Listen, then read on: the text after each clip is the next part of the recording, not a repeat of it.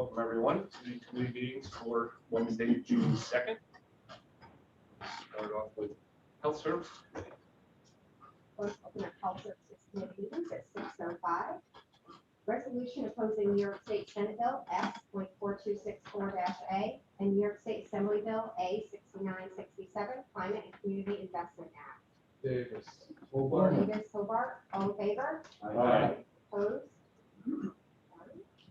Authorizing agreement, Greene County Mental Health with 24th Street Psychiatry, PC. Rivera, Davis, all in favor? Aye. Opposed? Carried. Authorizing agreement, Greene County Family Planning and New York State Department of Health Family Planning Program Contract number C35199 GGG. Davis. Davis? Linger. All in favor? Aye. Opposed? Carried. Awarding bid for transportation of children with disabilities. Hobart. Rivera and Hobart, Chairwoman. all in favor? Patty, I have a question on this. Where does the funds come from to pay for soccer transport? So Greene County's on the hook to pay this? Yes. We don't receive any funds from state and federal to pass through to pay this? Are we entitled to approach parents about? Yeah, I stand for this is through family planning, I believe. Or As a reimbursement. the kids with disabilities, right? For Transportation costs? 50%, I'm sorry. 50%. 50%, but 50% is borne by the county. Correct. Are we then entitled to approach parents to ask them if they'd be interested for half what we're paying to bring their own kid to these schools? And we give, instead of $495, $250 Some of a them, day? some of them do, and they're I was a different question. rebated some mileage. You can drive your child and then you get a mileage reimbursement. I thought you were referring to them paying a portion of the 50%. But no, if depending upon the location of where the education is going to take place, because we might go to Albany, we might go to Kingston, we might go to Oaxaca. All right, just an example, what parent, if there's one parent that's staying at home and we could give them $200 a day for 5 days a week, $1,000 a week, we'd be saving tremendous amounts of money doing that and letting them transport their own kids. They could buy a brand new car for transport themselves. What about the liability? Kim, can you hear that? A parent, what's the parent's Yes. Right, some of them So- do. You see that on. Some of them do. The ones that are able to transport, they do transport. Our rate is not that high, and I believe the rate is set, but I could find that out for you. And I know that in 2019, we had about 6 parents self-transport. 2020, it was 1 to 6. It was a different kind of year. 2018, there were only 3 that were able to self-transport. We do encourage them to self-transport, and there were fewer kids in person, but more self-transporters this year because of COVID. But we do really encourage them to transport. Well, if we entice them with that kind of money, do you think we'd get more to transport so we wouldn't have to pay that amount? I mean, some people might think $495 to go to Ravenna is not a lot of money, but I think it's a lot of money. Yes, it certainly is. But you know what? I'll look into what the specifics are as far as our requirement for that. A lot of the parents, it seems, are either they're working or it's just not reliable. They don't have reliable transportation to bring the kids back and forth. It is back and forth during the day, so there is a lot to it. And it's not, I know that they do transport their own children, but it's some children are difficult to transport. All right. The age group is quite young. Here's a question for you though. Say Mike and I, our parents are going the same way, but I mean, are we getting charged the same rate as it being a duplicate charge for carrying 2 people? Or if that one bus is going there, if there's 4 kids and 2 parents drive them, are we still getting billed for 2, or are they just is it just the route that's getting billed, or Well, is they it per? do both, per- they do a route charge, and then for each child, It's it's $7 additional, it's maybe like charge. 70 or $75, depending on what the requirements are for that transport. Right. If you scroll down, that's how it- We're in need of care for that child. Right. In the transport. Right, do they need a vested on, just need a name on board, or And so what danger do we have also that we actually have only one bid? I mean, we're forced to go with one. Well, in the past, we've had multiple. That, the second company that started, was a single bid for a number of years. We got a second company. That second company was very successful for a number of years. Two partners split, tried to operate two independent companies, and they decided not to bid this time around. So it's a very limited, this is kind of a specialty. Some of these, you have nurses on board many times, in addition to the child. It's not. I get it. It's not a car seat in the back seat. We sit in finance audit, we see the amount of money going to, transportation of kids with disabilities, and we're like, this is just insane. Oh, it's dependent on, because you have kids who matriculate out and new kids come in. Yeah. So the population can kind of go up and down as well. But before we were able to get multiple bidders, we were spending upwards to $1 million a year on transportation. My point is if I was one of the parents and I was working and making $750 a week in my pay for the week, and I could make $200 a day to bring my own kid to the school, and that's $1,000 a week, and we save $295. It's just the first child is like $370, and the second one is after that $75 or $95 more. Right, Like, so it's, if there are more kids on the Yeah, but- bus, it's the big chunk for the first one, and then each additional child is only Right. 75 or 95. Now, is this a fixed amount? Since it's a 5-year contract, can they change that due to the price of gasoline or anything, or is this a fixed rate now? We usually have gasoline thresholds. You can move either way, but I don't remember. Kim, did you hear that question? We don't have, this is just a bid. We don't have the contract yet, but the prices will be fixed in the contract. If there's some kind of an extenuating circumstance, that will be another conversation. I think what made it very difficult for that second vendor was complying with the pandemic requirements. And you could see even now, there's going to be two rates, one for with pandemic requirements and one if and when those requirements are lifted.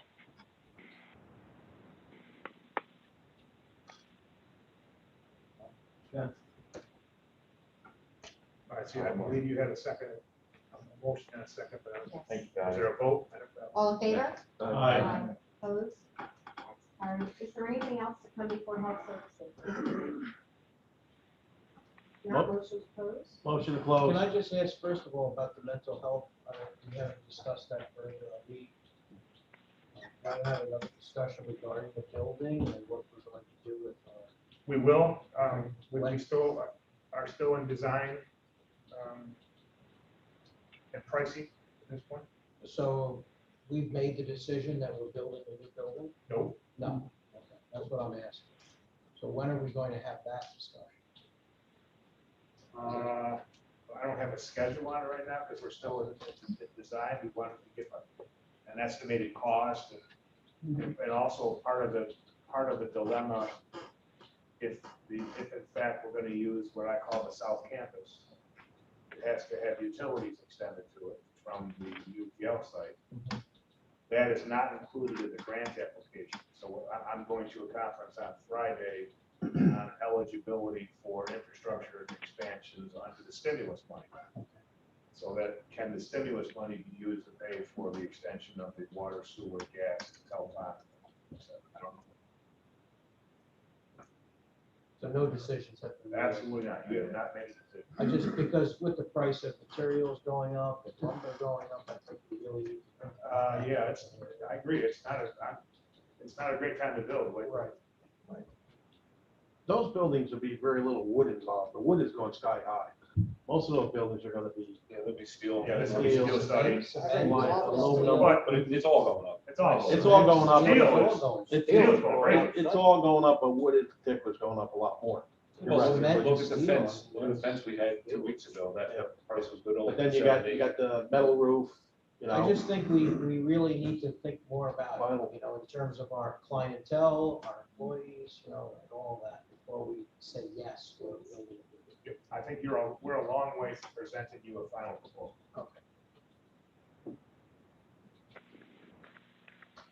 Harry made a motion to close. Yep. Second.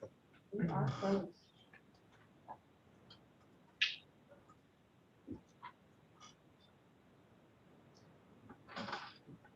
Actually,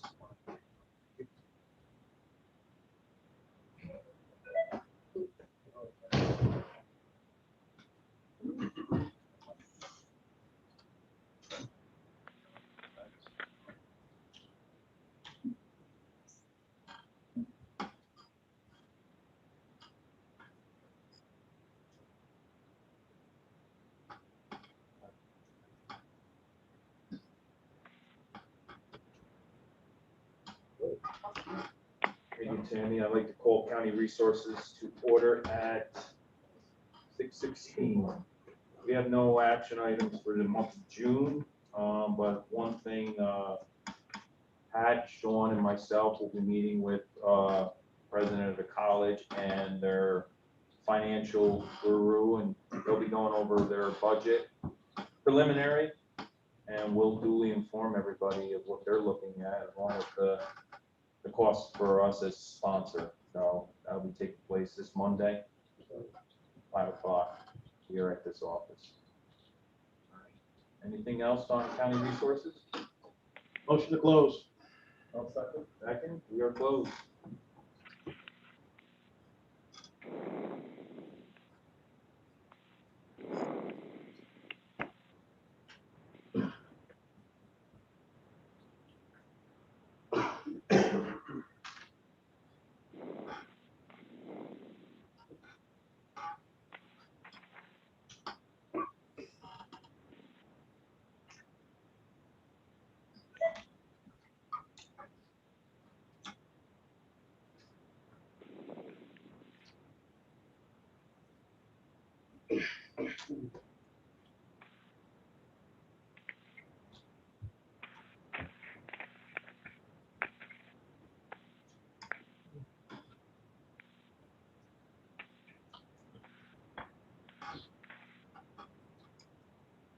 Good evening, everybody. I'd like to call the Public Safety Committee meeting together. It's 6:18 PM. Before we get into any proposed action items, we have a guest speaker tonight, Jamie Mitchell, to give a brief presentation regarding animal abuse registry. Jamie, Thank you all you for. can come right on up Right up to the and podium. to the podium.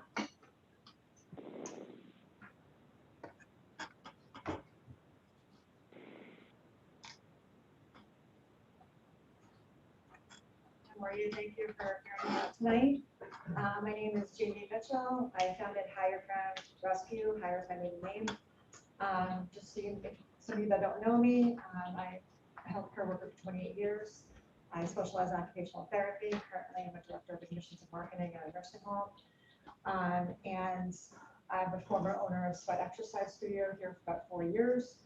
So that's kind of my background. I'm also a mother and an animal lover. This is 2 of my board members. My name is Susan True. I'm local to Caro and a big animal advocate and supporter. I foster, I rescue, kind of anything that's needed, I'm happy to help. Hi, everyone. My name is Deborah Tuttle. I'm a human resource manager of 25 years in corporate America in the manufacturing sector.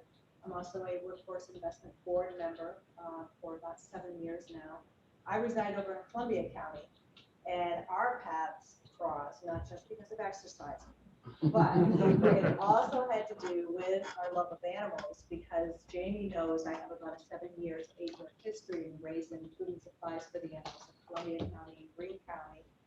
It literally started off as a grassroots effort, as a house party that grew and grew and grew over the years.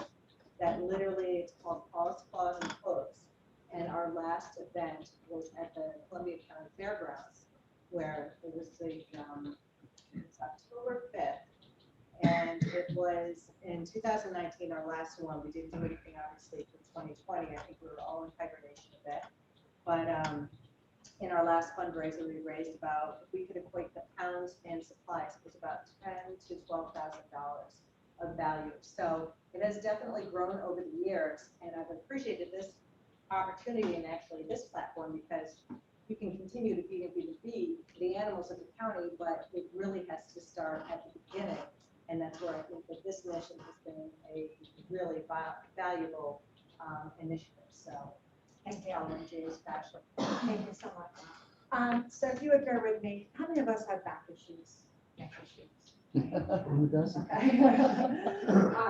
So if everybody would, just a quick thing, would you have, Said it's about the animals, not your exercise. it'll get there. So just pull your belly in and take a deep breath, and that will help protect your back from injury. What does that have to do with anything? Nothing. I just care about new lawmakers here in our county. That's just a quick tip. You just did an ab exercise without moving. So let's get to this. So I founded this nonprofit effort last year. I've been wanting to do this for many, many years, but raising a child and working didn't leave me much room for this. My daughter now is a conservation biologist, so she's on her way. Mom has a lot of time.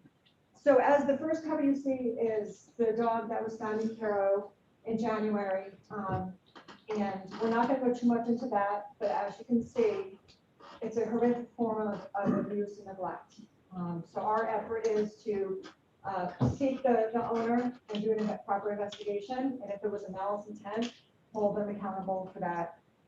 When things like this happen, it costs the county, whoever's taking these animals, money, right? We have to go fundraising, we have to ask for money, we have to do all these things to help these animals in our community. As leaders, as parents, as adults, we have an obligation to set a standard in our community to our youth to protect the innocent, whether it's animals, elders, children, or the infirm, right? So that's our obligation. And in the paperwork that I gave you, if you could just break out your highlighters, I promise this will not be long-winded like my exercise was. We'll skip over. The first part is just, I got it off the Sheriff's Association about animal cruelty and how it's directly related to domestic violence and other types of violence within humans. And we're going to skip over that and go to the Animal Legal and Historical Center, College of Law. The first 3 pages I took, copy pasted. The last part is just referencing of the same information if you want more information. But so we're going to go to the link. So we'll go up a couple if you don't mind. Bypass this. And one more, please. Right there. Thank you. So we're going to scroll down a little bit. You'll see introduction. Basically, in a nutshell, cruelty to animals and violence towards people have something in common. Both types of victims are living beings, sentient beings, feel pain, express distress, and may die from their injuries at the hands usually of a person, right? So we're going to go to the next page. We can highlight that first one. Then we're going to go to animal abuse as a predictor of future behavior. Very important. Children are so impressionable, and what they see from either their parent or a caregiver is pretty much how they learn, right? To integrate with others and in society. And then therefore we can create problems for law enforcement, for each other. We can create people who will hurt others, who will be a predator in our society. Our jobs are to protect, right? All of us. So when we identify with children and they see what they're seeing, it's good for us to kind of learn from that, whether it's a teacher in the school, guidance counselor, or maybe a CPS officer, whoever, that's seeing that there's issues in the home, violence to the animals, and then, you know, kind of seeing that child within that environment, we're going to see a predictor of what they're going to be as an adult. Okay, that's a problem. If you scroll down a little bit, there is a significant correlation between acts of cruelty to animals as a child and serious recurrent aggression towards people as an adult. And I'm sure I don't have to go through the whole thing because we're all educated people that any type of abuse as an adult, if you look back in our history, a lot of times there was the practicing of using animals to kind of see how it plays out, because animals can't speak for themselves, and then they go to humans next, right? So people who abuse animals as children are almost like you commit murder or violent crimes as adults. And it's not just a sign of a personality flaw, but it's a deep mental disturbance, which really needs intervention before it gets to the point where someone in our community gets hurt.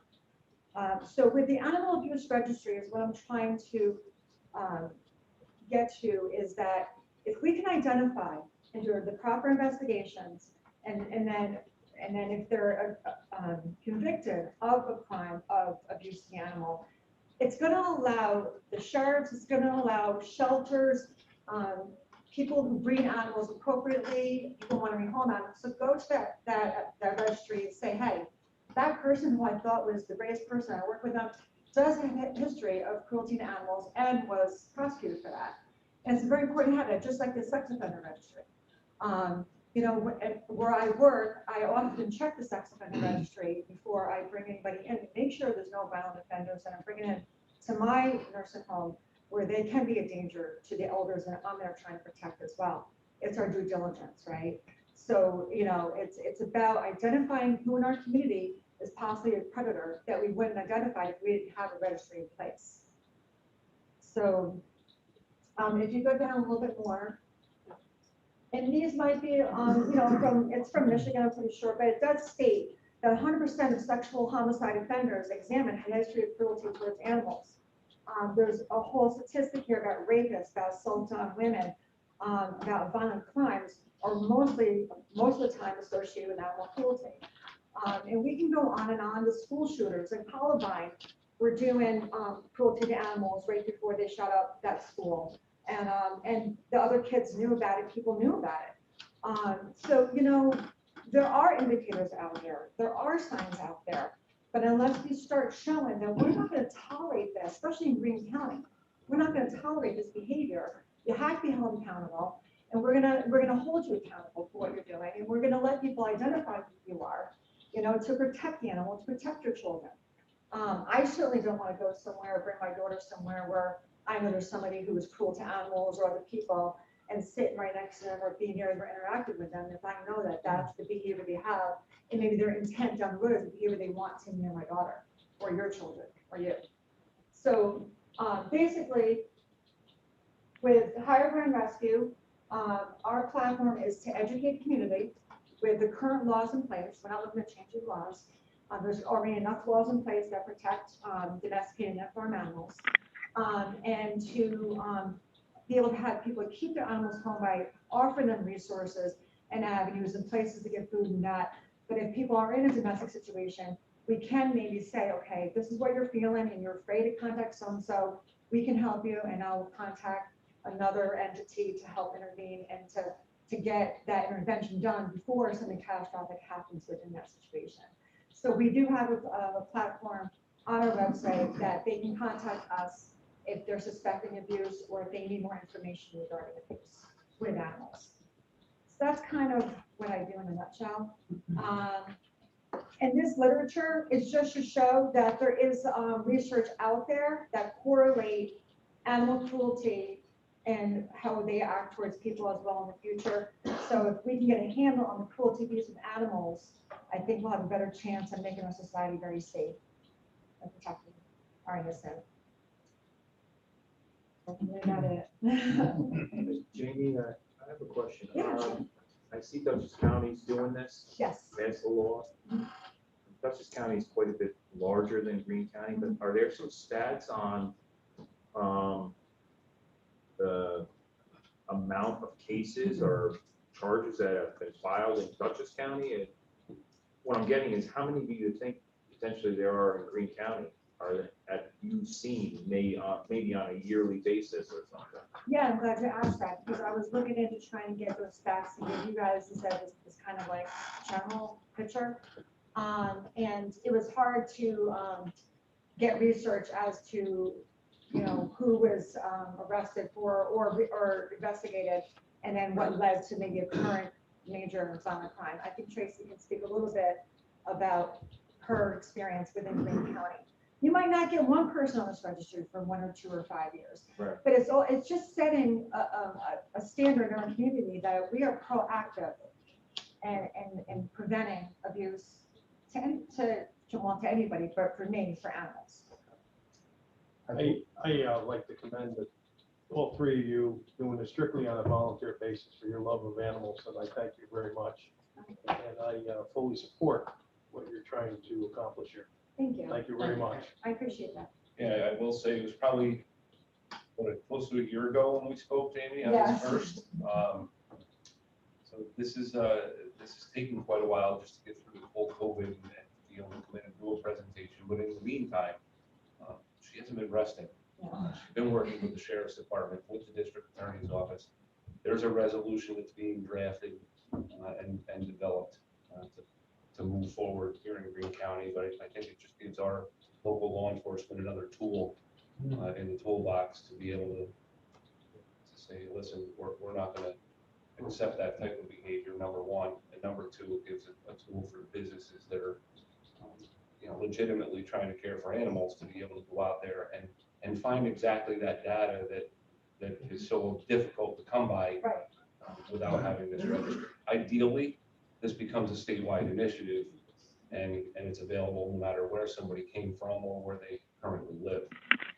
But we kind of The law that we did get a copy of, was that something that was used somewhere else? Do you know? That's The a county. resolution was from Dutchess. Duchess? County executive. And our district attorney looked it over, right? Our district attorney approved it. And aside from all the things she said, we're really hoping that this is a good term for something. If it's under 2 or 5 years, that's good. No animals. And I spoke with Warren, and we easily put a link on the county page to put the animal registry on there, and we can do that so that I can manage it. So real no cost to the No, county. no. It's not gonna be preventative.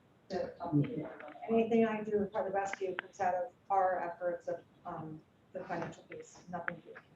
This is a question, Tracy and Adam.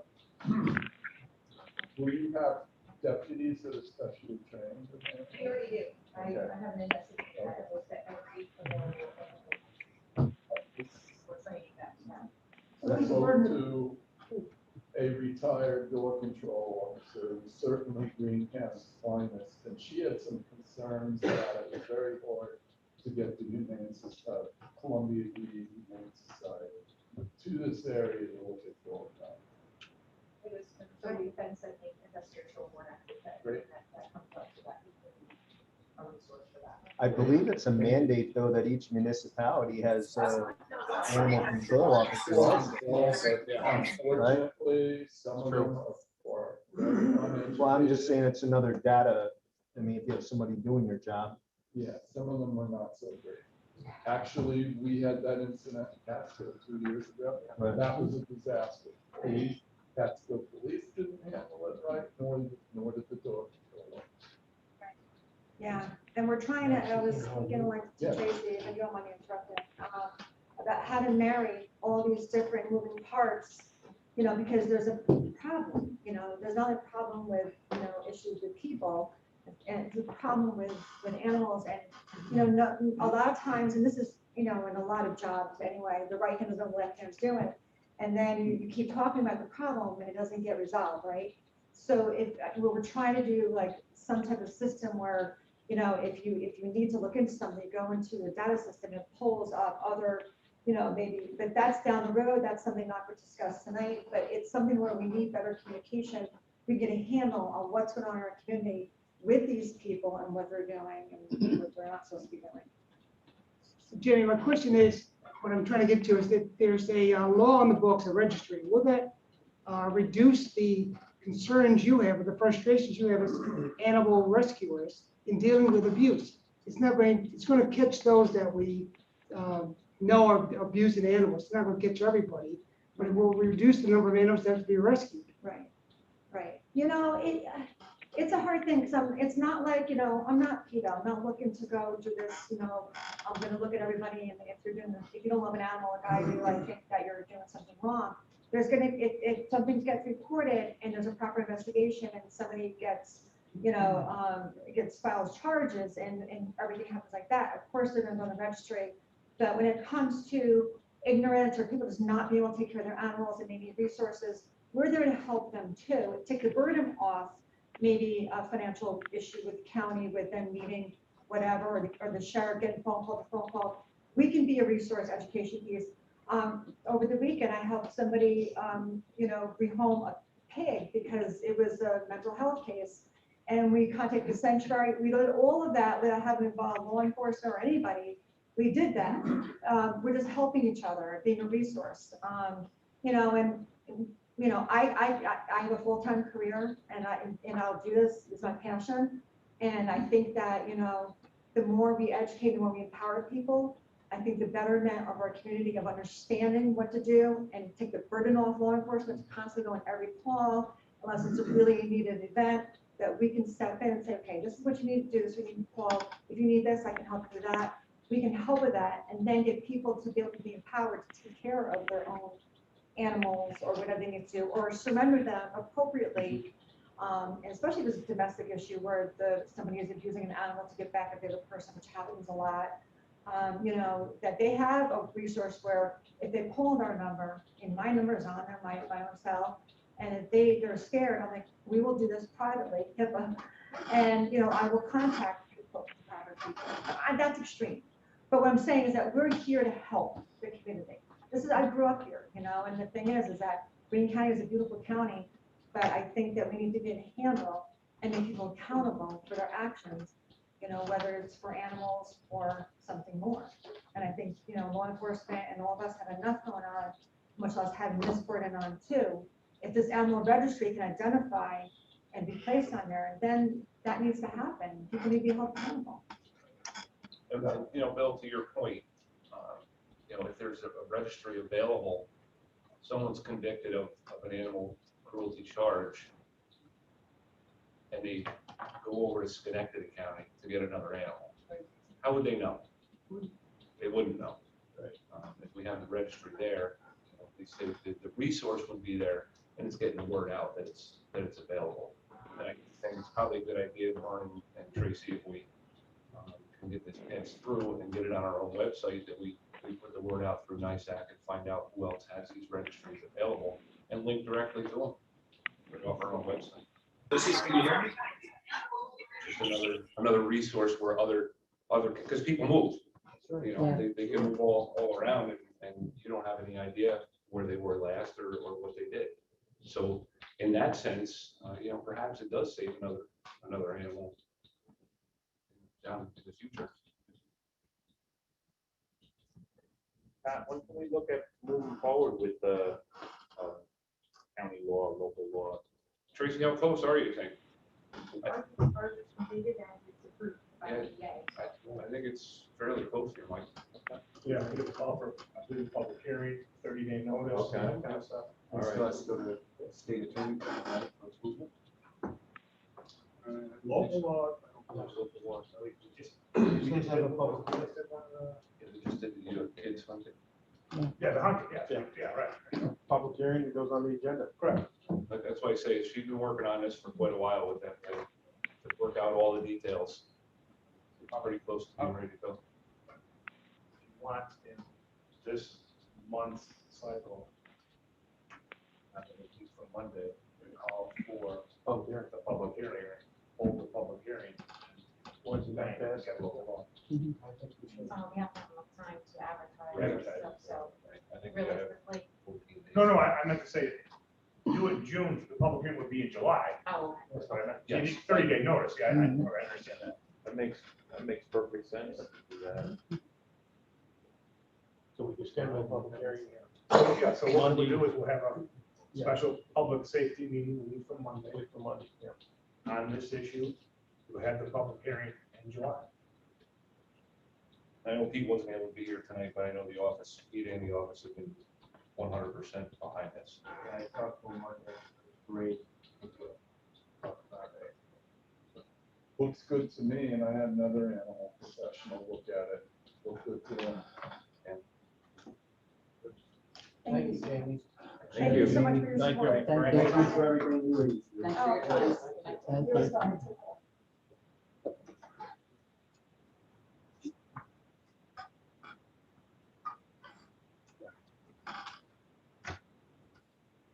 You're welcome. Also in attendance tonight, we have Deputy Director Omrad.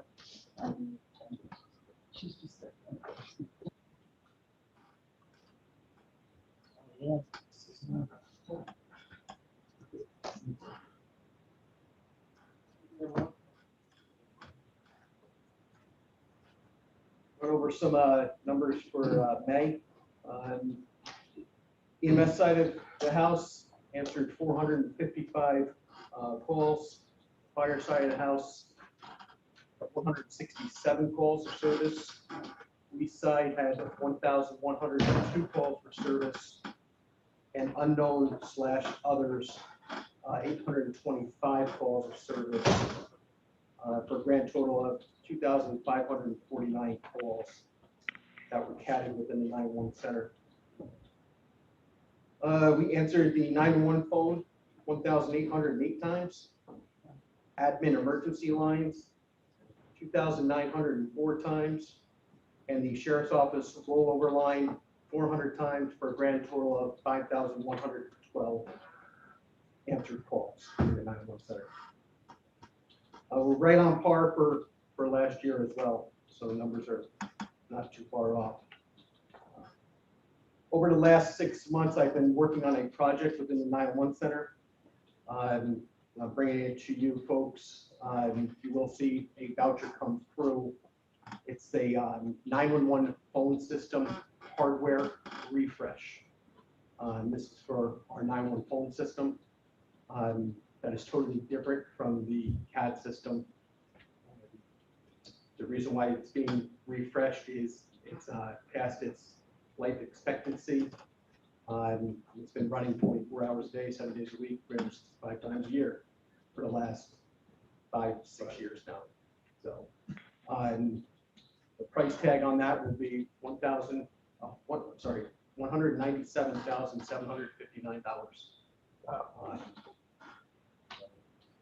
It'll be a pretty big price tag. 5 years ago, it was $467,000. Correct. This will redo and bring our servers up to where they need to get to. It'll enhance the firewalls that we need to achieve the text to 911. That is a huge part of our receiving grant monies. We have to receive and be able to text back emergency calls. And this hardware refresh will enable us to accept and send text messages back. People that are texting emergency type calls to the 911 center. So we would qualify for grant money that otherwise we would not. yes. And, so it's it'll be coming through.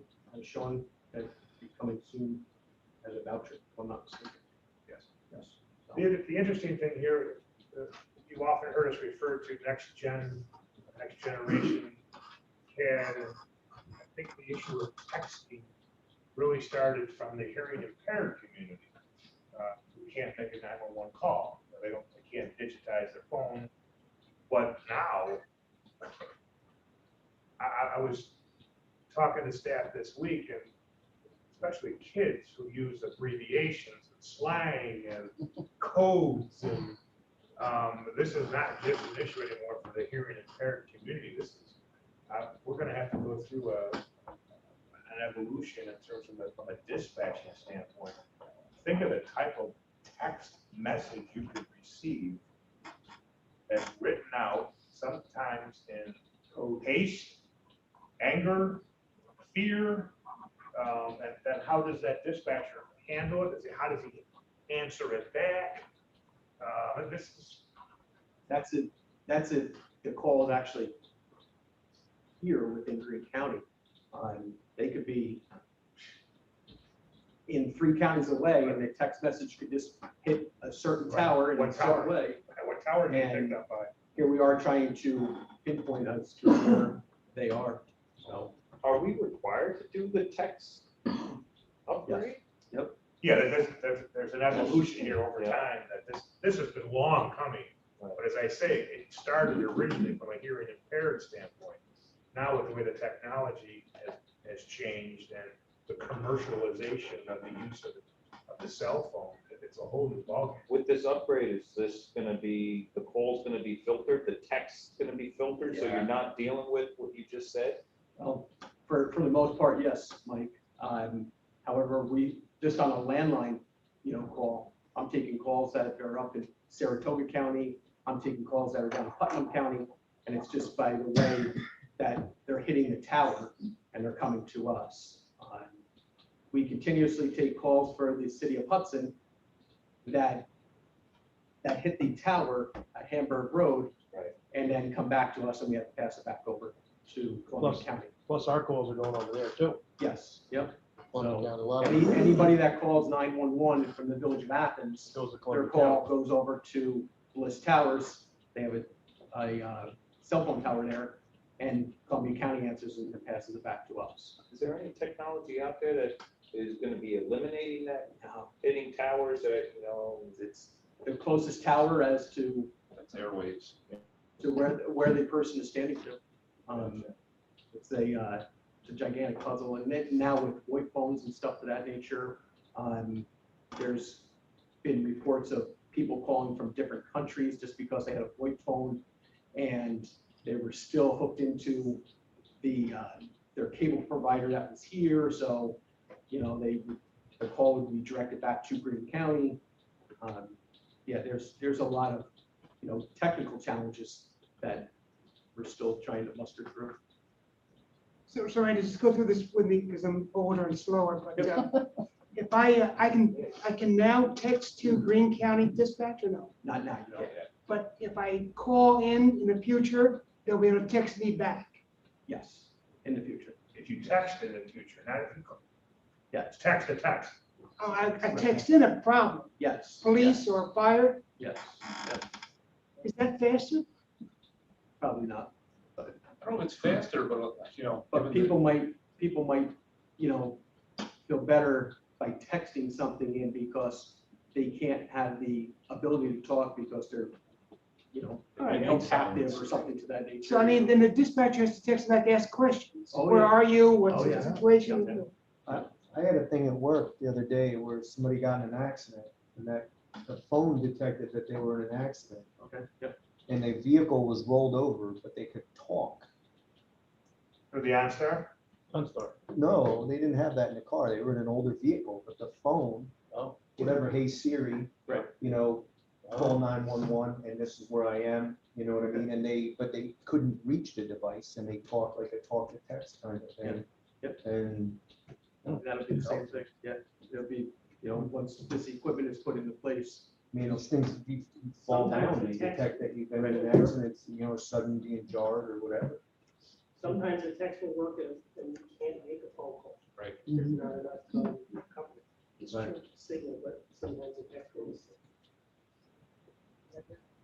What percentage would you say of your calls is coming through cellular as opposed to a landline now? Most of our calls are all cellular. Thanks to the New York State Thruway that runs right through our county. Constantly. One accident will bring in 7 to 10 phone calls on the thruway alone. I'm surprised at the technology these phone companies, your Apples and Samsung, haven't developed a button on this phone. Right. That filters and calls 911 with just one hit. You know? Yeah. Most phones. Put a cup holder in a chair, can't it? Button dialed constantly. Most of them are there on your home screen, too. That is very true, Mr. Bloomer. During the ski season, people that have their phones in their pocket, they fall, they hit 911, and it'll be in their, we can hear them skiing down the slopes all the time and, talking to their friends. And rescue while we're trying to get through to them. Hey, listen, Lots of screen. that's it, lots of screen. Anything else? Thank you.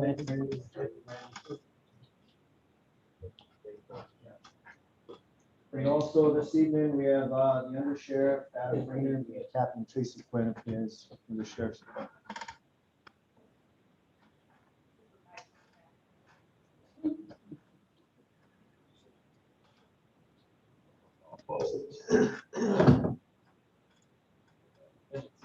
Evening, everybody.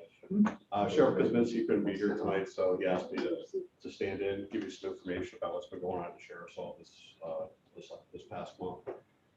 So we've had a little bit of an uptick in activity. We did 28 arrests last month, 48 civil papers served, 70 traffic tickets, 5 DWIs, 445 calls for service, and 160 traffic stops.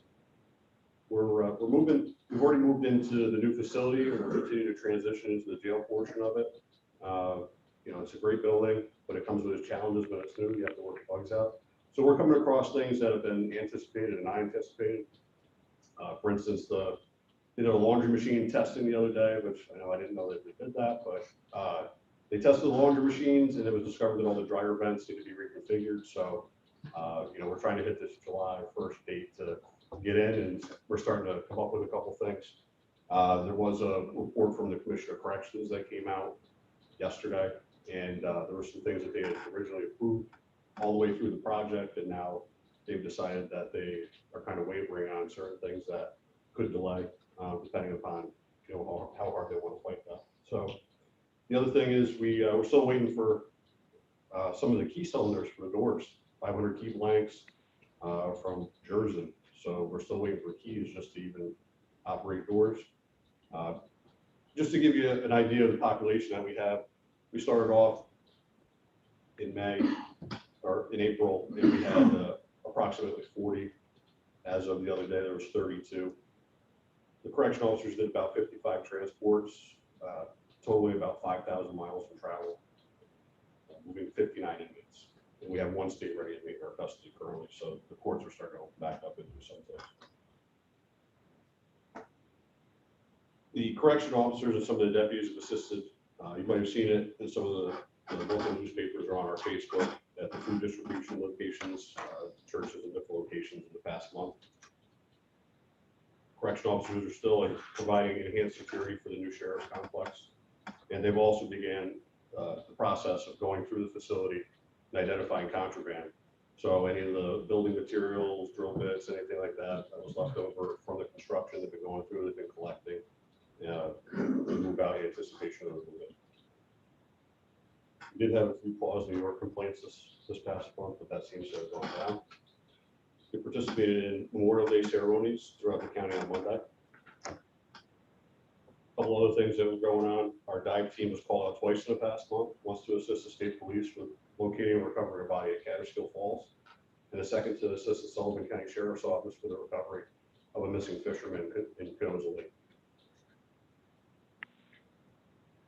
As you heard before, Jamie was here talking about the animal rescue or the animal abuse registry, and Captain Quinn in the back has been working. So if anybody has any questions about how that's going to work, or you know, the law or anything that they've discussed, she's a good resource to contact. We started getting some calls again. The weather's starting to get nice. 23A, Palinville, Hunter, that stuff's all starting up again. I don't know if any of you are getting phone calls about that yet, but we are dealing with it. The lieutenant is part of a work group to try to mitigate the situation on that road. Doesn't seem like there's been a huge amount of progress, but they are trying the best that they can to try to figure it out. Some things that we did notice is there's a lot more porta potties that have been deploying out in the place, so they're actually encouraging people to show up there. So we did notice some of that. On the DEC website, it has it as like one of the top places to go on. Wow. But also, I think one of the big things was North Lake is going to be opening that whole passage, so it should be part of there. Maybe. Yeah, I think it's not just North Lake. I think it's all the state parks. Right. Yeah. So Including one south of here. parking there, not on the road as much. Right. that's our activity. Is anybody have any questions? Sean, on the dryer vents that you referred to, the contractor's still responsible. Yeah, I believe it's repair. Somebody do fix it. Oh, there, no cost. Yeah, it was an express, it was a T, and as you can envision, the T slowed down the draft, so they wanted a Y put on, and I believe it's already done. So that would be totally a contractor's. Nice. What about your glass Done. that came in? Yeah, and Installed. that's all good? On that? How many more tests do we have to do to run through safety tests and things like that? We were testing today. They did smoke tests today. The 3 pods have already been unofficially smoke tested and they passed. We've done it with Pike and the contractors. Building inspector, I think they were doing those again today. I'm surprised I haven't got a notice yet. I'm sure they're probably. Adam, the locks that are not in yet, are those doors also electronically monitored? Yeah, there's some doors that have one that are just electronically open. There's some that have dual, or there's some that are just manual. So it's a combination of all those that, this was all in the plans. I think we even looked at it today all the way back to 2015, if this was something that we provided. And I don't know if it was overlooked or, you know, if there was some sort of production issue or what, but it's kind of down to the wire now, so. Kind of a big issue. Including the machine to make the keys. Yes. Civil actions increasing a little bit now or not yet? Yeah, we started doing evictions again. Yeah. Yeah, the way the evictions are working right now is, unless they can prove some sort of COVID hardship, which there's paperwork involved and things like that, the tenant, the landlord has a right to remove them. So we've actually started doing quite a few of them, maybe 2 or 3 a week. So we are starting to kind of pick up that log jam with that a little bit, so. Are you still getting a lot of complaints from landlords and tenants? Yeah, I was actually just talking to a landlord the other day that owns about 20 units locally and has received 0 money from any of the tenants since this all began. And they said about half of their tenants have brand new cars. So they've taken advantage of it.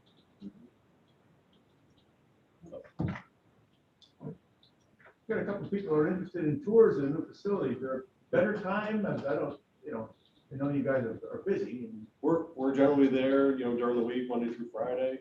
We can accommodate. So if somebody just shows up, we generally can. I mean, I'm usually always there during the day. The sheriff's there. Sometimes he's in and out. number to call ahead to make sure it's okay. Yeah, you could call one of us. I could give you my number after, or you can call one of us and set up. So We'd actually discussed that a month or so ago. Yeah, the We want to concept do while the contractors of are an open house has been debated really back and forth, the pros and cons of it. I think obviously this facility has got a lot of ink on the work over the last number of years, so I will tell you that when I was in Michigan, I had a similar debate as to should we or not. So we ended up having an open house and not necessarily giving a tour of every corner. Went through one pod because you see one pod, all the pods are the same, really. But when I talked to the sheriff about it, there was concern about security. There was tipping our hands. I'm concerned about drones. There's a lot of. I think it's a den if you do a den if you don't have questions really. But we are down to really, I would really say short strokes in terms of completion. Even with this news this afternoon that CFC is all of a sudden changing their mind, it's just so frustrating. I would prefer, if we're going to do it, we set a time frame when to start and when to finish, and certainly once we begin to house, tours are off at that point. Right? But I would say that would be probably a question that the sheriff should entertain, and I would not suggest that people show up. Hey, I'm here for a tour. Let's get a reservation system in place. Leanne's not a huge fan of the showing up thing, but you can definitely call her, the sheriff's secretary. So they call the 9th remember there's props and secretary. So done several because we did probation, the public defender's office, Depending on how you want to set it up, there just has to be a verification period where, corrections goes through there and literally make sure that there's no items that are left behind by anybody, whether it be the contractors or somebody visiting. In the meantime, that would be dangerous. We open the facility for them, so. You guys fully move out of the temporary sheriff's office yet?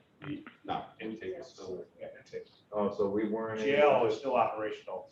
We get still 370. weren't able to process down at the new facility yet?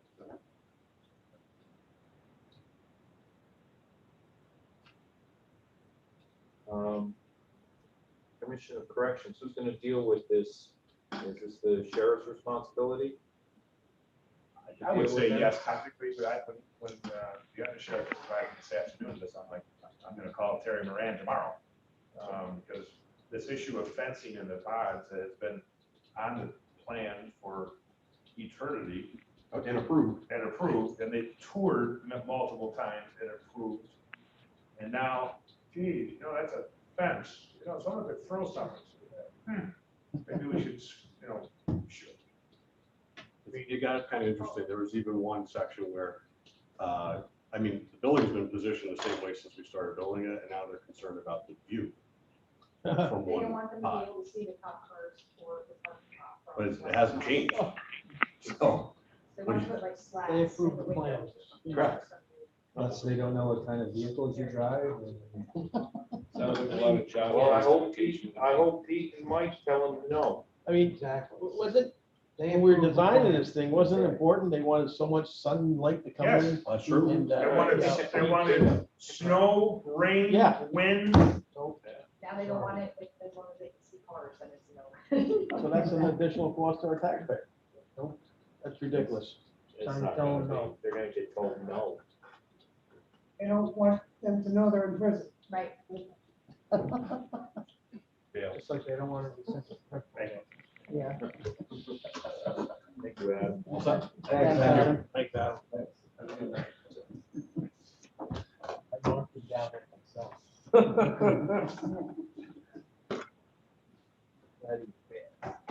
All right, there's two proposed action items.